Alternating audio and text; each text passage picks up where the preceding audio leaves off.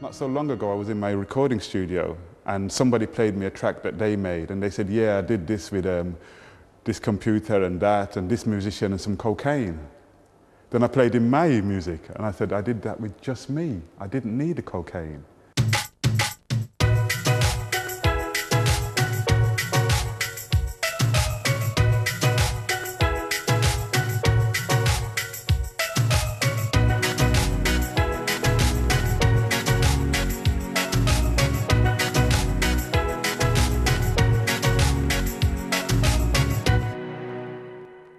Drugs are not just a white man's problem, they're also problems for the black community.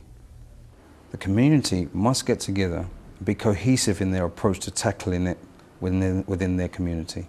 It's an issue for society. It's the way we live, it's what we accept and what we portray.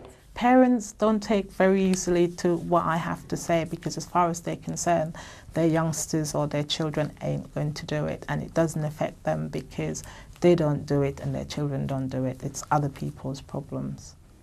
Drugs and the madness that comes with drugs is not a white exclusive experience. It's also our experience. We have to take responsibility for that experience now, and we have to take responsibility for finding solutions, or we are the ones who will pay the price.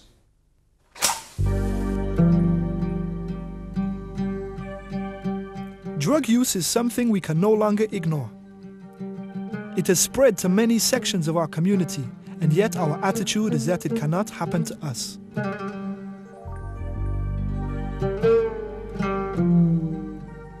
The latest statistics indicate that drug use is on the increase. There is a corresponding increase in the African and Caribbean communities.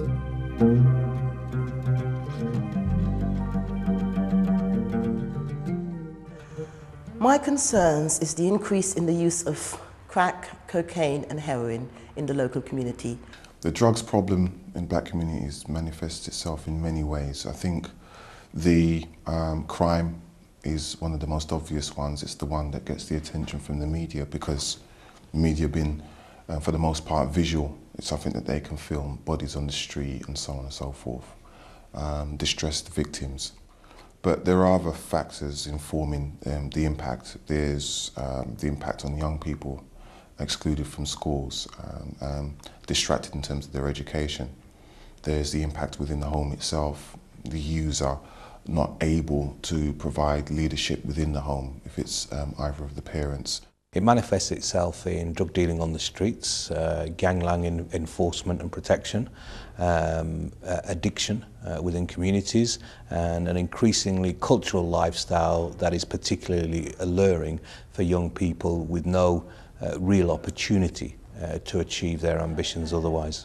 We're finding that there are young black, I would say, boys and girls. And when I say boys and girls, I'm saying under the age of 16 years of age that we know are distributing on the streets themselves. You know, they're actually selling in schools.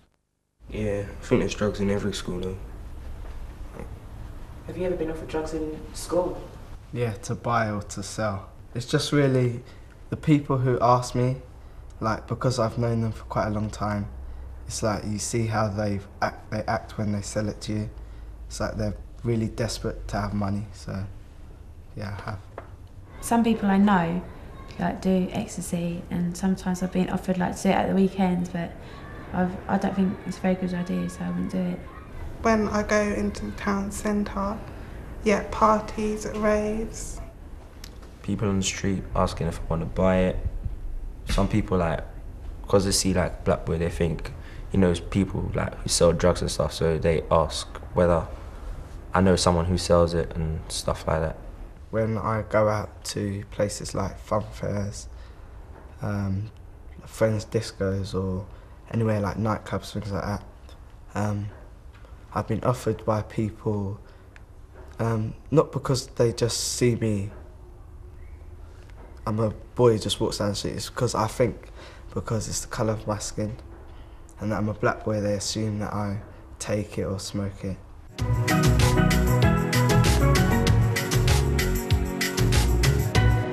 Parents often ask why people take drugs. People take drugs because they enjoy taking drugs. Drugs are nice. many drugs, result in a pleasurable experience. And the other thing is that we live in a drug-friendly, drug-using society. Young people take illegal drugs because often they don't get access to the legal drugs that many adults get access to and are able to use freely. I can say with all honesty that I have never taken hard drugs. I had a very bad experience once with a friend, or the friend had a bad experience. I walked home with him one day. I thought that I walked him home, but actually he went and took some heroin and stole a car and crashed a car and died. And he was only 14. And that immediately put me off drugs. Then I got involved in the music world and the literary world, where the truth is there's lots of drugs. But at a time when things were going very well for me for the first time in my life, I would come out of the ghettos of Handsworth and I was making a lot of money, I realized why people wanted to go somewhere else, and most people did that through drugs. I actually did it through yoga and kung fu, and that's how I got my high. So what I tell people is everybody needs to get high in some way or another, but you got to find more interesting ways of getting high that will keep you alive. So I get high through my kung fu, my martial arts, and not so long ago I was in my recording studio and somebody played me a track that they made, and they said, yeah, I did this with this computer and that and this musician and some cocaine. Then I played in my music and I said, I did that with just me. I didn't need the cocaine.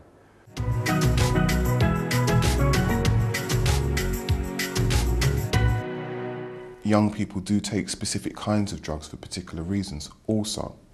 So in the work that we've done in the past, and I've been involved in the past, what's been clear is that young people, particularly young people who use in isolation, who go on beyond recreational use, may use solvents, for example, in order to blot out negative, unpalatable memories. 80% of the young people that I work with using solvents had been abused, and 50% of those had been sexually abused. Good morning. Parmis Williams is a sexual health nurse.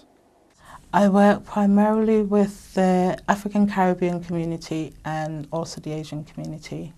And within that community, you also got working women of that ethnic background that I work with as well. Working women, we call them working women, society calls them prostitutes. And they've got their different reasons of entering into that line of work. And part of my job is not directly to persuade them to give up, but work along those lines of them giving up and substituting something else as a career at the end of it.